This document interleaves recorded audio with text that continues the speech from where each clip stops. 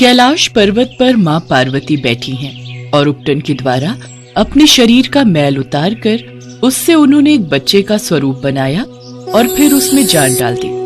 फिर माँ पार्वती ने इस बच्चे का नाम गणेश रख दिया और उसे अपना पुत्र स्वीकार किया। माँ पार्वती स्नान करने के लिए जा रही होती हैं, तभी गणेश को बुलाती हैं और उनसे कहती हैं, बेटा, मैं स्नान करने के लिए जा रही हूँ। तुम द्वार पर बैठकर मेरा इंतजार करो और ध्यान रखना कोई भी अंदर ना आने पाए। जो आदेश माते। माँ, आप बेफिक्र होकर स्नान करने के लिए जाएं। मैं आपके बगैर इजाजत के किसी को भी अंदर नहीं आने दूंगा। माँ पार्वती पुत्र को द्वार पर खड़ा करके स्नान के लिए चली जाती हैं और गणेश द्वार पर पहरा देने लगता है। कुछ समय बाद वहाँ भोलेनाथ, नंदी और कुछ सेवकों के साथ आते हैं। तभी नंदी पूछता है, भोलेनाथ, ये बच्चा कौन है और द्वार पर पहरा क्यों लगा रहा है? तुम जाकर के देखो। नंदी और दो सेवक उसके पास जाते हैं और कहते हैं, बालक, कौन हो तुम? तुम्हारी हिम्मत कैसे हुई जो तुम गणेश से सवाल जवाब कर सको? ठीक है, मैं स्वयं माँ पार्वती के पास जाकर ये प्रश्न कर लेता हूँ। अरे तुम ठहरो, द्वार के भीतर नहीं जा सकते। तुम कौन होते हो मेरा रास्ता रोकने वाले? मैं पार्वती नंदन गणेश हूँ और ये माता का आदेश है, कोई भी अंदर ना जाने पाए। जाओ, अब यहाँ से जाओ। पुत्र, अचानक से? मुझे पागल समझते हो क्या? मूर्ख लड़के, मैं यहाँ से कहीं नहीं जाऊंगा। गणेश अपनी गदा उठाते हैं और जोर से नंदी पर प्रहार करते हैं, जिस कारण नंदी को चोट लग जाती है। इस वजह से नंदी और सेवक दौड़ते हुए भोलेनाथ के पास वापस लौट जाते हैं। महादेव, भोलेनाथ, बचाओ, बचाओ। भोलेनाथ को गुस्सा आ जाता है। उस तुच्छ बालक की इतनी हिम्मत कि वो तुम पर हाथ उठाए, अभी जाकर उसको सबक सिखाता हूँ। तभी भोलेनाथ, नंदी और कुछ सेवक समेत उस द्वार की तरफ जाते हैं। अरे ओ रुको, कहाँ चले जा रहे हो?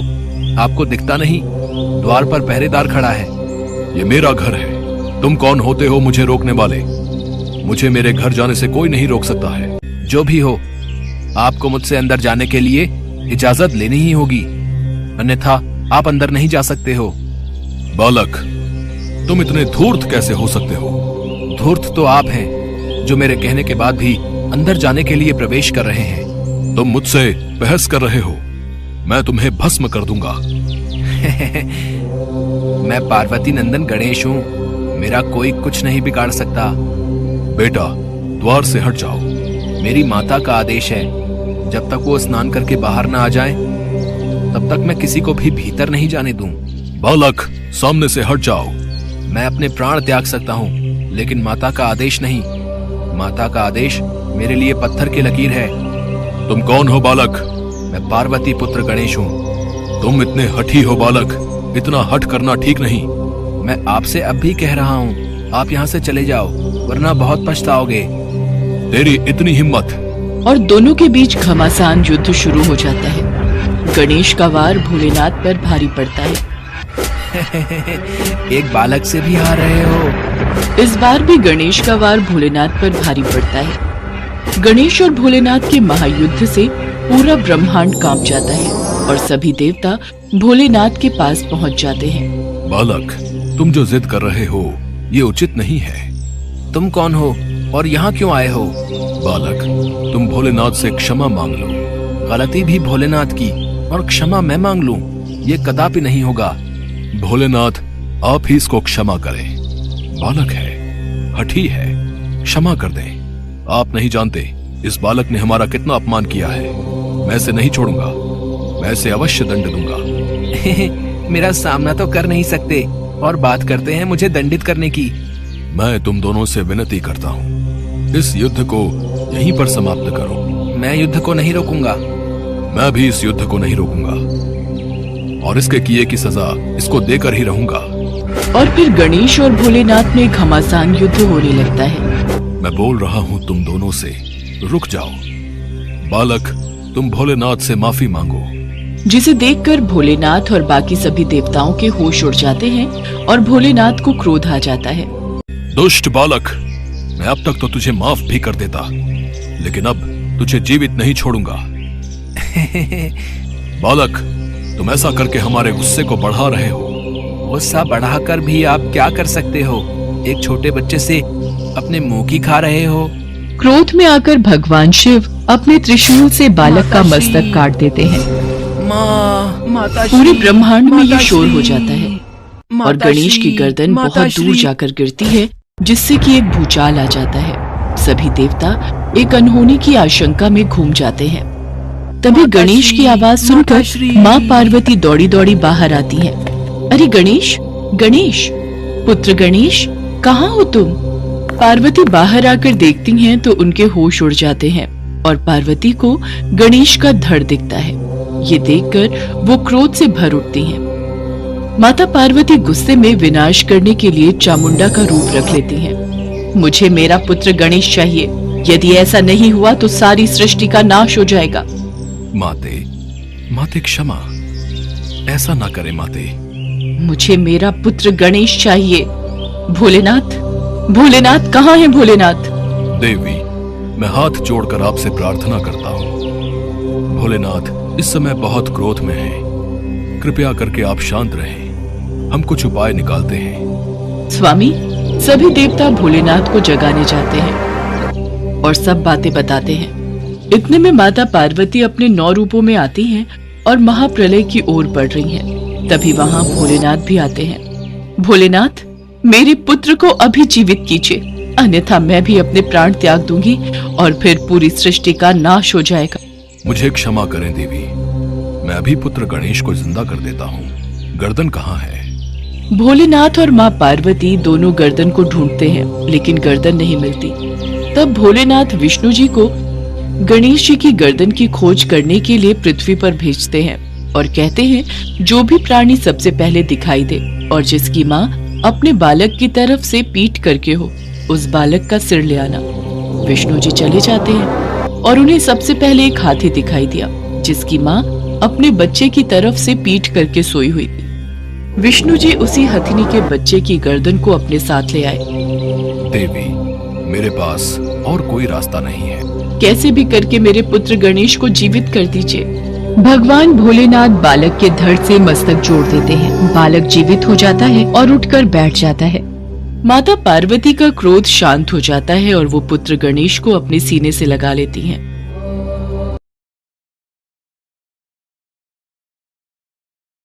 एक समय की बात है। किसी गांव में एक सेठ सेठानी रहा करते थे। सेठ भगवान गणेश जी का बहुत बड़ा भक्त था और सदैव उनकी पूजा करता था। वो कभी भी कोई भी काम करने से पहले भगवान को याद करना कभी नहीं भूलता था।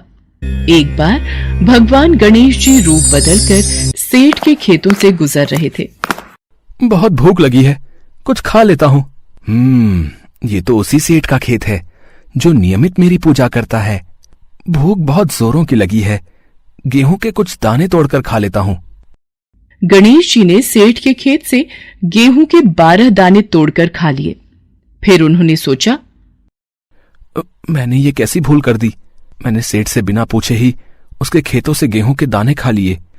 ये तो चोरी हुई और इस बात का दंड मुझे स्वयं भोगना होगा। गणेश जी ने एक साधारण लड़के का रूप धारण कर लिया और फिर सेठ के पास पहुंचे। नमस्ते सेठ जी, मेरा नाम गणेशा है। मुझे कोई काम मिलेगा? मैं बड़ी दूर से आया हूँ। यदि आप मुझे कोई काम दे दोगे तो आपकी बड़ी मेहरबानी होगी। गणेशा, मैं तुझे काम तो दे देता, पर आजकल मेरे काम में भी बहुत घाटा चल रहा है। मैं तुझे तनख्वाह नहीं दे पाऊंगा। हाँ, मेरे पास तुझे 2 वक्त की रोटी और रहने की जगह मिल जाएगी। ठीक है सेठ जी, मैं सारा काम कर लूंगा, आप चिंता मत करो। धीरे धीरे गणेश जी नौकर के रूप में सेठ के घर नौकरी करने लगे। वो घर और दुकान का सारा काम संभाल लेते थे, जिससे सेठ बहुत खुश था। एक दिन सेठानी जब शौच से निवृत्त होकर अपने हाथ राख से धो रही थी, तो नौकर बने गणेश जी ने सेठानी को टोका। सेठानी जी, जब तक हम अपने हाथों को मिट्टी से नहीं धो लेते, तब तक वो स्वच्छ नहीं होते। इसलिए आप अपने हाथों को राख की जगह मिट्टी से धोया करिए। तू एक नौकर होकर मुझे समझाएगा? तेरी हिम्मत कैसे हुई? मैं अभी तेरी शिकायत सेठ जी से करती हूँ। सुनो जी, मैं जब शौच से निपट कर आई और अपने हाथ राख से धोने लगी, तो गणेशा ने मुझसे कहा कि मैं अपने हाथों को मिट्टी से धोया करूं। क्या ये बात सही है? गणेशा, बात तो तू सही कह रहा है। जब तक मिट्टी से हाथ नहीं धो लेते तब तक हाथ स्वच्छ नहीं होते। ये गणेशा तो बहुत समझदारी की बातें करता है, हमारा भला सोचता है। सुनो जी, कल मुझे गंगा स्नान के लिए जाना है, तुम चलोगे साथ? कल्याणी, तुम एक काम करो, कल गणेशा के साथ ही चली जाना, मुझे दुकान पर काम है। आप चिंता मत करो, मैं सेठानी जी का पूरा ध्यान रखूंगा और अच्छे से गंगा स्नान करवाऊंगा। अगले दिन सेठानी गणेशा के साथ गंगा घाट पहुंचती है। सेठानी गंगा के किनारे पर ही बैठकर स्नान कर रही थी। गणेश जी वहां गए और सेठानी जी को बीच गंगा में ले जाकर डुबकी लगाकर वापस किनारे पर ले आए। इस पर सेठानी जी बहुत गुस्सा हुई। उन्होंने गणेशा से कहा, गणेशा, ये तुमने क्या किया? मैं किनारे पर बैठकर ही स्नान करना चाहती थी, मुझे डुबकी नहीं लगानी थी। सेठानी जी, जब तक गंगा स्नान में गंगा जी में डुबकी ना लगाई जाए तब तक मोक्ष की प्राप्ति नहीं होती। गंगा स्नान तो डुबकी लगाकर ही पूर्ण होता है। मुझे ज्यादा समझाने की जरूरत नहीं है। सेठानी घर जाकर ये बात सेठ को बताती है। गणेशा, तुमने ऐसा क्यों किया? सेठ जी, आप ही बताइए, जब तक हम गंगा में डुबकी नहीं लगा लेते तब तक स्नान पूर्ण नहीं होता। मैं सही कह रहा हूं ना? अब किनारे पर बैठकर स्नान करने का क्या फायदा? ये गणेशा तो बड़ी बुद्धिमानी की बातें करता है, हमारे बारे में कितना अच्छा सोचता है। गणेशा इसी तरह सेठ के सारे काम करने लगा था। गणेशा के आ जाने से अब सेठ जी का व्यापार भी अच्छा हो चला था। एक दिन सेठ ने घर में एक पूजा का आयोजन किया और सेठानी जी को बुलाने के लिए गणेशा से कहा, गणेशा, जाओ जाकर सेठानी को बुला लाओ, पूजा का समय हो रहा है, हमें मंदिर निकलना है। ठीक है सेठ जी, मैं अभी सेठानी जी को बुलाकर लाता हूं। गणेशा सेठानी को बुलाने चला जाता है। अरे सेठानी जी, आपने ये काली साड़ी क्यों पहनी हुई है? आप पूजा में काली साड़ी ना पहनकर लाल रंग की साड़ी पहन लो। पूजा में लाल रंग शुभ माना जाता है। मैं काली साड़ी ही पहनूंगी, अब मैं कपड़े बदल चुकी हूं, मैं दोबारा तैयार नहीं होंगी।